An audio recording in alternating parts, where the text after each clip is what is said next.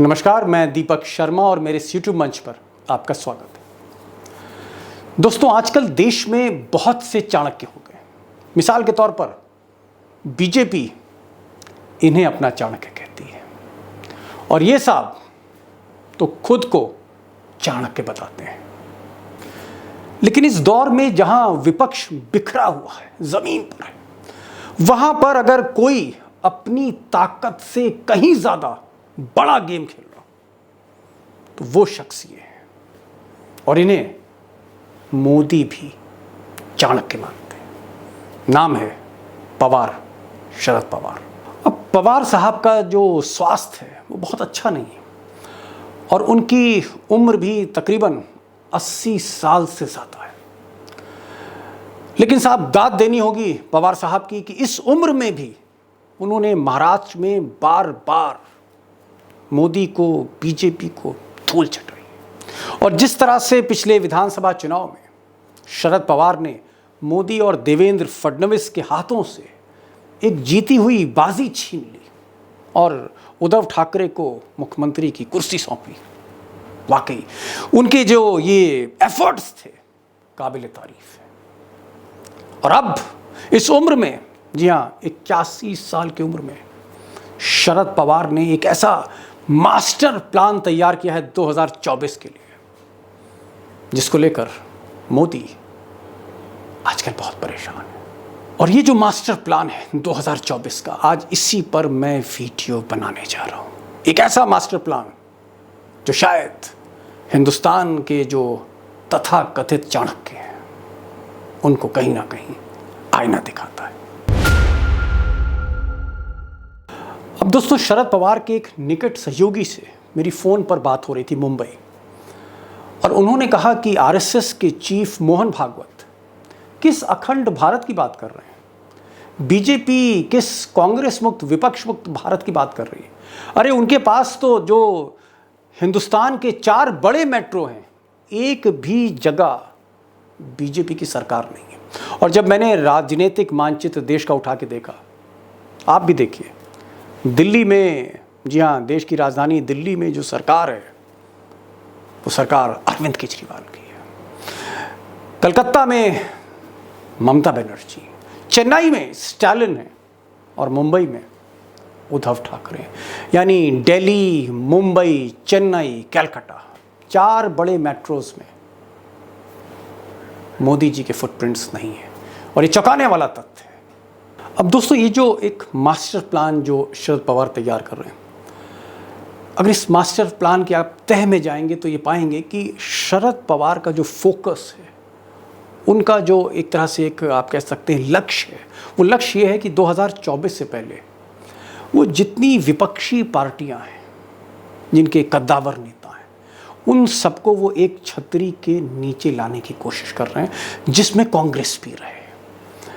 इत्तेफाक ये है और जो एक मैं कह सकता हूँ सुखद संयोग है कि शरद पवार ज़्यादातर नेताओं के साथ, इन नेताओं के साथ व्यक्तिगत संपर्क में, सोनिया के साथ उनके बहुत अच्छे रिश्ते हैं। इसी तरह से आप देखें, अखिलेश यादव के साथ 1-to-1 उनके रिलेशनशिप है। तेजस्वी के साथ, तेजस्वी उनको एक पिता तुल्य आप कह सकते हैं नेता के तौर पे देखते हैं शरद पवार को।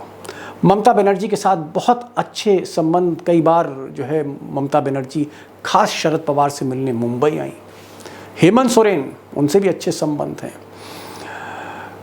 बीजू जनता दल के कद्दावर मुख्यमंत्री नवीन पटनायक, कई टर्म से जो मुख्यमंत्री हैं, उनकी भी फ़ोन पर शरद पवार से बातचीत होती रहती है।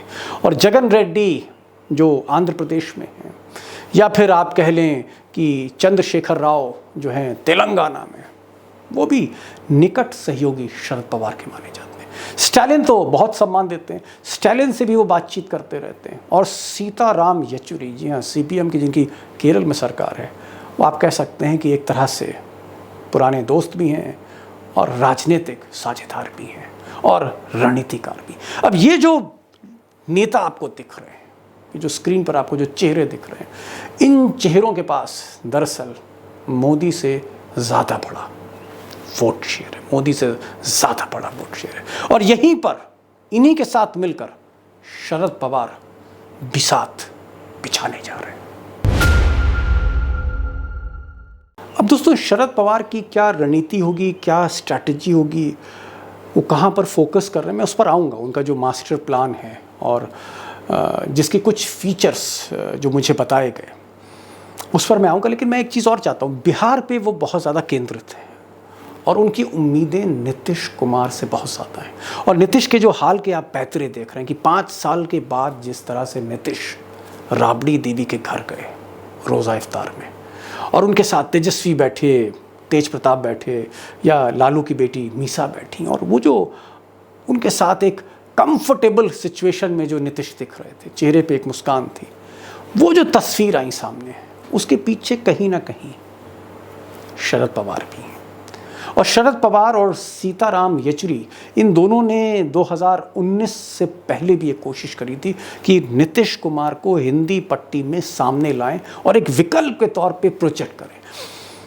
लेकिन आखिरी वक्त पर नीतीश एक असमंजस की स्थिति में थे, जो भी उसका कारण है फिर हम उस पर डिस्कस करेंगे। लेकिन आज की तारीख में येचुरी भी चाहते हैं और शरद पवार भी चाहते हैं, एक सूत्रधार के रूप में, कि अगर नीतीश को थोड़ा सा भी प्रमोट किया जाए और तेजस्वी को समझाया जाए और एक गणित बने, एक समीकरण बने, जहां जेडीयू और आरजेडी, जहां लालू और नीतीश, जिन्होंने 2015 में मोदी को बहुत बुरी शिकस्त का सामना कराया था, इनको वापस लाना चाहते हैं। और अगर आप देखें कि अगर ये समीकरण बनता है बिहार में, जहाँ 40 सीट हैं, और बगल में झारखंड जहाँ 14 सीट है, एक बड़ा चंक है 54 सीट का, झारखंड और बिहार, वो हेमंत सोरेन से भी बात कर रहे हैं, वो नीतीश से भी बात कर रहे हैं।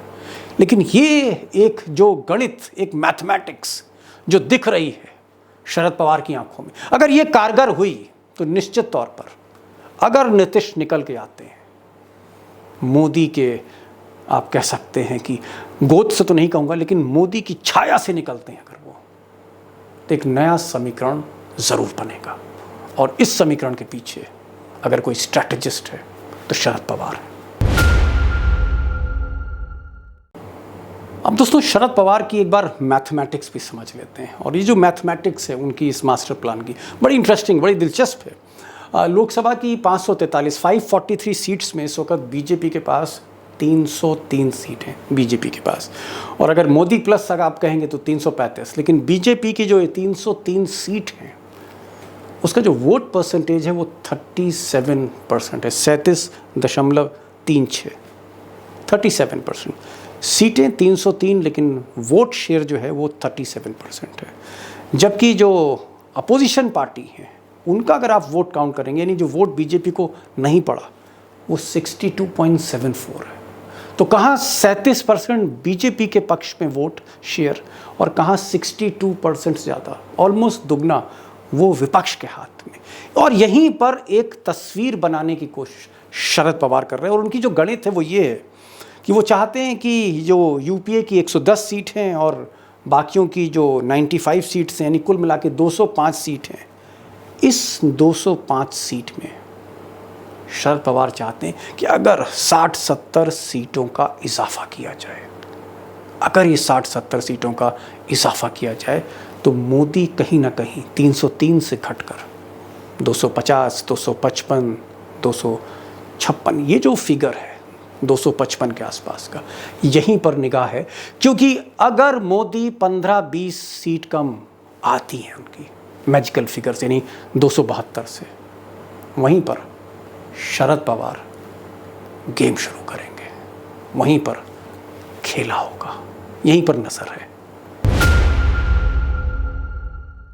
अब शरद पवार की जो निगाह है वो झारखंड, बिहार, उत्तर प्रदेश और महाराष्ट्र, और मैं इसलिए कह रहा हूं कि अगर ये 4 राज्य आप देखेंगे तो तकरीबन 182 सीट्स हो गई, अगर ये आप जोड़ घटाना देखते हैं। और सिर्फ बिहार, झारखंड और यूपी को अगर हम देख लें तो तकरीबन 24.68% सीट हैं, यानी 25% सीटें जो हैं वो बिहार, झारखंड और उत्तर प्रदेश में। और इसमें अगर 48 सीटें महाराष्ट्र की जुड़ जाएं तो आप समझ सकते हैं कि खेल ही खत्म हो। यहाँ पर उनकी निगाह है और इसीलिए वो पिछले कई दिनों से अखिलेश यादव के टच में, संपर्क में, तेजस्वी के संपर्क में, सबको एक साथ लाना चाहते हैं, जिसमें मैंने पहले भी कहा कि जो कैटलिस्ट हैं वो नीतीश कुमार होंगे। पिछले विधानसभा चुनाव में बाकायदा आप कह सकते हैं कि शरद पवार ने एनसीपी का एक फ्रेंडली कैंडिडेट भी दिया चुनाव में उत्तर प्रदेश के, जिसका समर्थन समाजवादी पार्टी ने किया। तो ये उनकी केमिस्ट्री और हर तरह का जो संसाधन है, हर तरह की मदद उन्होंने अखिलेश की भी करी, उन्होंने तेजस्वी की भी करी, वो हेमंत सोरेन की भी मदद करना चाहते हैं, औरों की भी मदद करना चाहते हैं, क्योंकि कहीं ना कहीं संसाधनों के मामले में शरद पवार मोदी के बाद, अमित शाह के बाद सबसे ताकतवर, सबसे रिसोर्सफुल नेता हिंदुस्तान के। अब दोस्तों, मैं कुछ और आंकड़े आपको आपके सामने रखना चाह रहा था, जैसे झारखंड, बिहार, उत्तर प्रदेश और महाराष्ट्र के आंकड़े मैंने रखे, और जो एक टोटल बन रहा था 182 सीट्स का बन रहा था, और ये सीट कहीं ना कहीं शरद पवार पर इसकी निगाह है। लेकिन ज़्यादा स्टैटिस्टिक्स दिखाना, ज़्यादा मैथमेटिक्स दिखाना, उससे कभी कभी लोड आपको महसूस ना हो, तो मैं मैथमेटिक्स की जगह अब राजनीति की केमिस्ट्री पर बात करना चाहता हूँ। और मुझे लगता है कि शरद पवार की जो केमिस्ट्री है अपोजिशन लीडर्स के साथ, सत्ता के साथ, समीकरण के साथ, अशोक वानखेड़े एक ऐसे पत्रकार हैं, अशोक वानखेड़े, मुझे लगता है जो पिछले 35-40 साल से शरद पवार को महाराष्ट्र से लेकर दिल्ली तक उनको गेज कर रहे हैं, उनको समझ रहे हैं, असेस कर रहे हैं। और मैंने शरद पवार 2024 में क्या करने चाह रहे हैं, इस पर अशोक वानखेड़े से बात करी। और हिंदुस्तान में शायद ही कोई ऐसा पत्रकार होगा जो महाराष्ट्र और दिल्ली को समझता है, अशोक वानखेड़े। एक चीज़ आपसे समझना चाह रहे थे आपके गूढ़ ज्ञान से। कुछ लोग कह रहे हैं कि साहब, जो चाणक्य है, असली 2024 के चाणक्य जो है वो प्रशांत किशोर नहीं है, 2024 के असली चाणक्य शरद पवार है। अब ये बात किस हद तक सही है? नहीं, ये बात काफी हद तक सही इसलिए भी है, मैं इसलिए मानता हूं कि डाउन द लाइन यदि इस देश में एक ऐसा नेता है कि जिससे अक्रॉस द पार्टी लाइन जिसके संबंध सब जगह है, चाहे तृणमूल कांग्रेस हो, चाहे टीडीपी हो, चाहे राजशेखर रेड्डी की पार्टी हो, चाहे केसीआर की पार्टी हो, चाहे ललिता पर्सनली व्यक्तिगत रूप से बहुत सम्मान करती थी शरद पवार का, उतना ही सम्मान स्टैलिन करती। तो शरद पवार वो व्यक्तित्व है कि पर्सनल लेवल पे हर राजनीतिक दल में उनके इतने अच्छे मित्र हैं। चंद्रशेखर उनको बहुत अच्छा मित्र माना करते थे, अटल जी उनको मित्र मानते थे, नरेंद्र मोदी उनको गुरु मानते, गडकरी जी उनके वो कहते हैं कि इनसे बहुत कुछ सीखा है। ये तमाम बातें बताती है कि उनके व्यक्तिगत संबंध बहुत अच्छे हैं।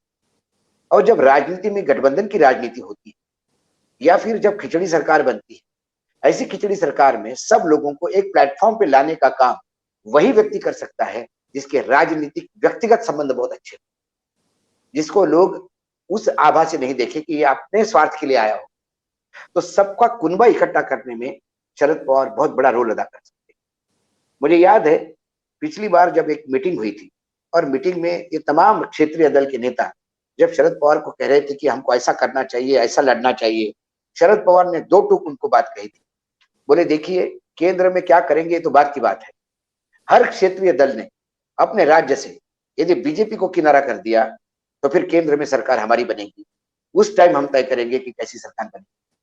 लेकिन उस सरकार के बनने के झगड़े में कम से कम अपने राज्य को मत खो, अपने राज्य को कॉन्सेंट्रेट करो। मैं ये कहना चाह रहा हूं कि जो शरद पवार का ये कहना है कि साहब, जो नतीजा कोल्हापुर का आया, जहां भाजपा हारी महाराष्ट्र में, अगर आज चुनाव हो जाएंगे तो भाजपा का वही हाल होगा जो कोल्हापुर में हो। ये उनका जो बयान है, इसमें कितना दम लग रहा है आपको? क्योंकि आप तो अभी पूरा दौरा करके आ रहे हैं महाराष्ट्र का। दम तो है, क्योंकि बीजेपी का एग्रेसिवनेस कहीं ना कहीं और एक्टिव हो गए हैं बीजेपी। तो लोगों को एक समझ में आ गया है कि बीजेपी यूज कर रही है। राज ठाकरे जिनकी जमीन समाप्त हो गई, मराठी अस्मिता, मराठी मानुस का जो विषय था वो शिवसेना के पास चला गया। राज ठाकरे ने खींचने का प्रयास किया। जिस राज ठाकरे को पार्टी बनाती थी, 13 विधायक मिले, म्युनिसिपल कॉर्पोरेशन मिला नासिक जैसे बड़े शहर का, वो आज कहीं नहीं है। एक एमएलए उनका है, वो स्वयंभू है, यदि उन्होंने इनका टिकट भी नहीं लिया होता तो भी वो जीतता। बाकी एक दो चार जगह पे कहीं कारपोरेटर है। वो राज ठाकरे ने अब मराठी मुद्दा छोड़ के हिंदुत्व का मुद्दा लिया और वो अब लगातार उस बारे में बोल रहे हैं कि हम हनुमान चालीसा लगा देंगे 3 तारीख तक, यदि लाउडस्पीकर उतरे नहीं तो। ये उन्होंने किया। इसी के बाद हनुमान चालीसा के नाम से ये राणा परिवार जो है, दोनों मियां बीवी, जो एक सांसद है और एक विधायक है, दोनों ने एक फ्रंट खोल दिया। ये प्रॉक्सी बीजेपी था, ये जानते हैं। तो शरद पवार बार बार इस बात को कह रहे हैं कि महाराष्ट्र में हिंदू मुसलमान नहीं, महाराष्ट्र में हिंदू पोलराइजेशन वाली बात नहीं, महाराष्ट्र की तासीर अलग। इसीलिए यदि ये 3 पार्टियां इकट्ठा चुनाव लड़े तो आज वही नतीजे आ सकते हैं जो कोल्हापुर के आए। इसके पहले मैं दीपक जी आपको बता दूं, पंढरपुर में भी बाई इलेक्शन हो गया और उसमें बीजेपी जीती थी। और उसका कारण यह था कि एक पार्टी ने उम्मीदवार दिया, बाकी पार्टियों ने काम ही नहीं किया। ये उनका काम है, जीत लेंगे। जब पंढरपुर में जीतने के बाद बीजेपी के तेवर और कड़े हो गए और महाविकास आघाड़ी को यह समझ में आ गया कि यदि हम इकट्ठा नहीं रहेंगे तो ऐसे ही चुनाव हारते जाएंगे और अगली परिणति ऐसी होगी कि हम बीजेपी फुल प्लेट पावर में आएंगे। तो उसका रिएक्शन हुआ कोल्हापुर में, जो तीनों पार्टियां इकट्ठा लड़ी और अपना उम्मीदवार निकाल। और शरद पवार इसीलिए कोल्हापुर का उदाहरण पहले देते हैं क्योंकि जो गलती उन्होंने पंढरपुर में, वो कोल्हापुर में नहीं होनी थी। इसीलिए शरद पवार ने कहा कि कोल्हापुर जैसे ही नतीजे आएंगे यदि तीनों मिलकर इकट्ठा लड़ेंगे। वर्तमान में शरद पवार ऐसी स्थिति में है कि कांग्रेस में जो शरद पवार के स्ट्रेचर का हो या शरद पवार के आंखों में आंख डाल के बात,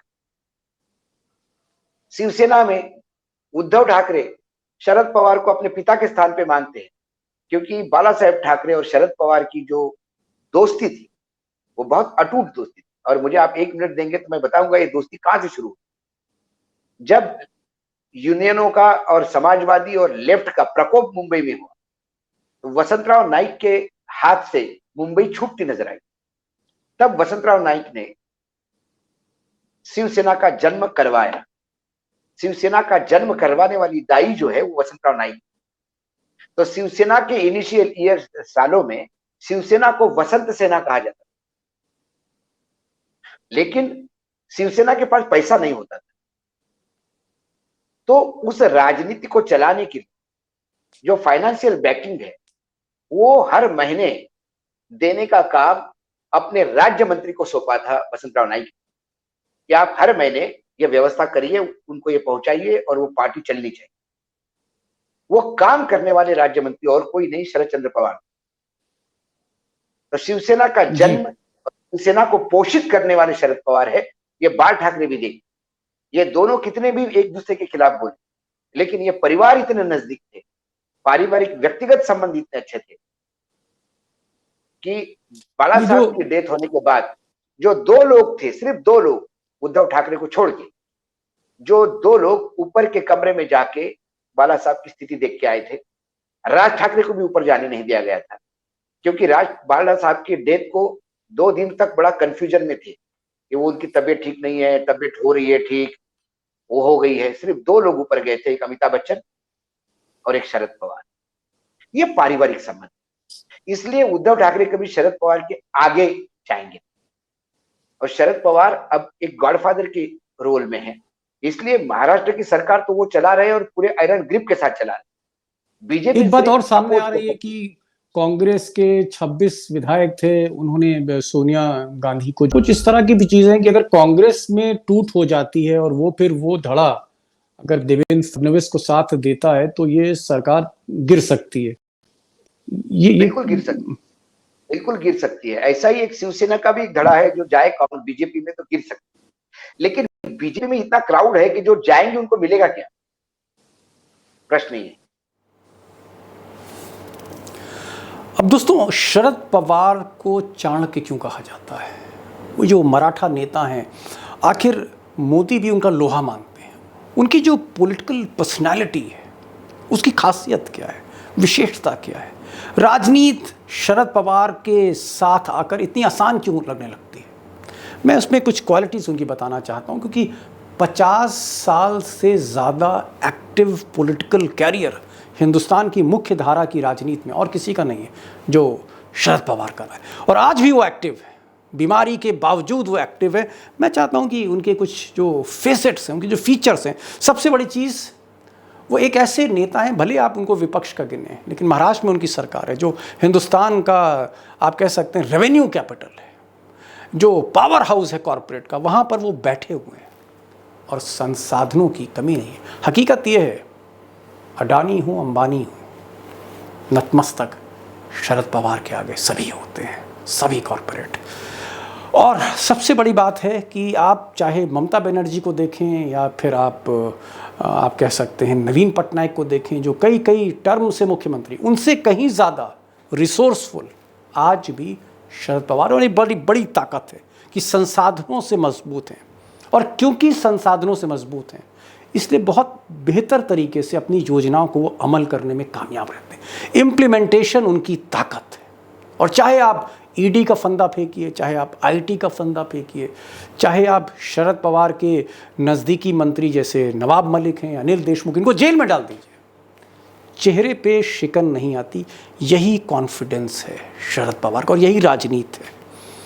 और एक चीज़ और, इम्प्लीमेंटेशन और रिसोर्सेज के अलावा तीसरी बड़ी खासियत, जोड़ तोड़ में माहिर है। महाराष्ट्र में जिस तरह से देवेंद्र फडणवीस ने सुबह सुबह शपथ ली, मोदी जी ने आशीर्वाद दिया, सरकार बनने जा रही थी अजीत पवार के साथ, लेकिन इस तरह से जोड़ तोड़ की राजनीति इस देश ने देखी कि अजीत पवार वापस चाचा के पास आए और आपने देखा कि देवेंद्र फडणवीस की सरकार गिर गई और उद्धव ठाकरे की सरकार आ गई। इस सारे खेल के पीछे शरद पवार थे। जोड़ तोड़ में आज भी उनको कोई टक्कर नहीं दे सकता, चाहे वो अमित शाह क्यों ना हो। एक चीज़ और, जो प्रण लेते हैं, वो जो संकल्प लेते हैं, मराठा की तरह, छत्रपति की तरह उसे पूरा करते हैं।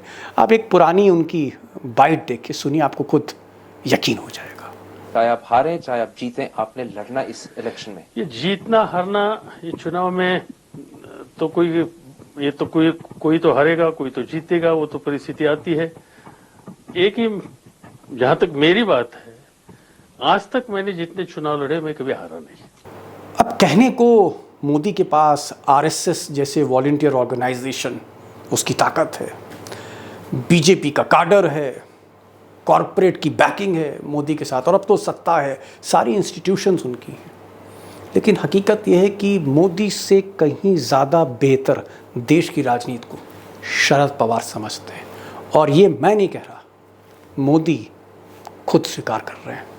शरद राव में किसान वाली क्वालिटी भी है। किसान को मौसम का अंदाज जल्दी आ जाता है।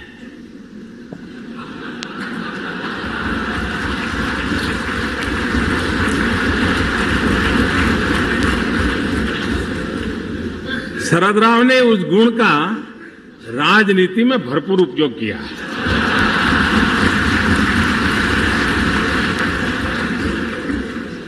राजनीति की हवा किस ओर चलेगी आपको जानना है तो शरद राव के साथ बैठिए।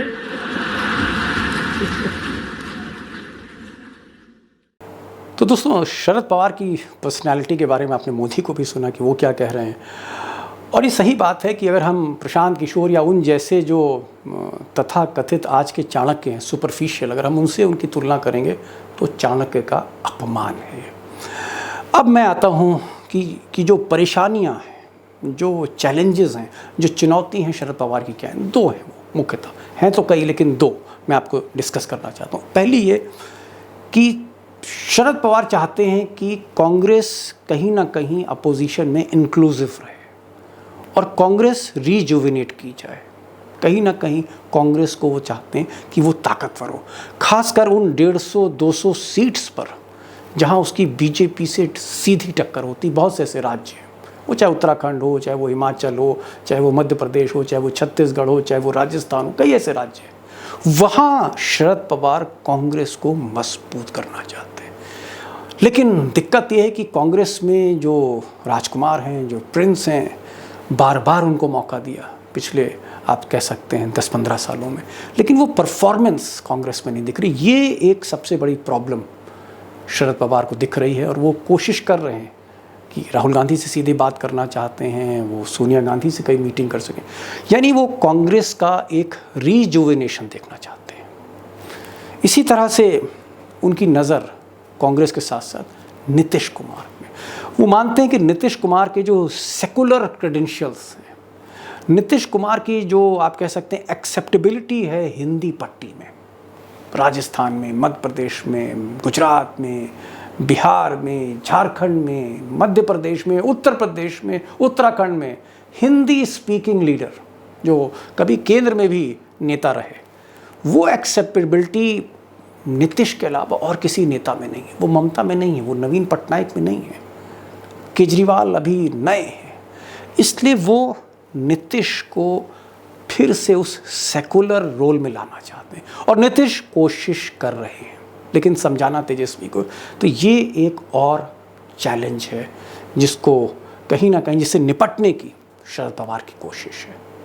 अब शरद पवार किस तरह से नीतीश कुमार को बीजेपी के चंगुल से निकाल के लाते हैं और किस तरह से वो कांग्रेस को हिंदी हार्टलैंड में रीजुविनेट करते हैं, क्योंकि वो उनका मानना है, उनकी सोच है कि हिंदी पट्टी में एक ईमानदार छवि वाला, एक डिलीवरी देने वाला, एक ऐसा नेता चाहिए जो मोदी के आगे खड़ा किया जा सके। और आज की हिंदुस्तान की सियासत में नीतीश कुमार के अलावा और किसी के पास ये सेकुलर क्रेडेंशियल्स नहीं है, ये एक्सपीरियंस नहीं है, ये मनाने की कोशिश है। और कांग्रेस के लिए भी वो अच्छा ही सोच रहे हैं, क्योंकि वो मानते हैं कि जो फॉर्मिडेबल फोर्स है अपोजिशन की वो कांग्रेस ही है, east to west, north to south. बहरहाल आने वाले महीने में उनका ये जो प्लान है वो रिफ्लेक्ट होता है कि नहीं, उसकी कोई उभरती हुई तस्वीर हम देखते ही नहीं, मैं आपको ज़रूर अपडेट करूँगा। तो ये आज का वीडियो था, हो सकता है कुछ ज़्यादा लंबा हो गया हो, ज़्यादा देर लग गई हो आपको, लेकिन मेरी कोशिश थी कि मैं आपको एक ग्लिम्स, एक झलक शरद पवार के का जो प्लान है उसकी मैं दिखा सकूं। और ये प्लान वाकई 2024 को लेकर बहुत अहम है। आपके जो सजेशंस हों, अब ज़रूर वो सजेशन आप कमेंट्स में हमको दीजिए, मैं उनको पढ़ूंगा, उस पर अमल करने की कोशिश करूंगा, और जो मेरी खामियां हैं उनको भी मैं दूर करने की कोशिश करूंगा। और जो वीडियोस आप सजेस्ट करेंगे, जो आप देखना चाहते हैं, वो भी आप ज़रूर बताएं। हमारा आपका एक ही परिवार है। बहरहाल आज इतना ही। अगर बेल आइकन आपने नहीं क्लिक किया है तो उसे करिए, आपको नोटिफिकेशंस मिलें। और मैं ये भी चाहूँगा कि अगर आपने सब्सक्राइब नहीं किया, आपने नहीं किया, आपके दोस्तों ने किया, तो उनको आप ज़रूर सजेस्ट करें, उनको सुझाव दें। आज बस इतना ही। नमस्कार।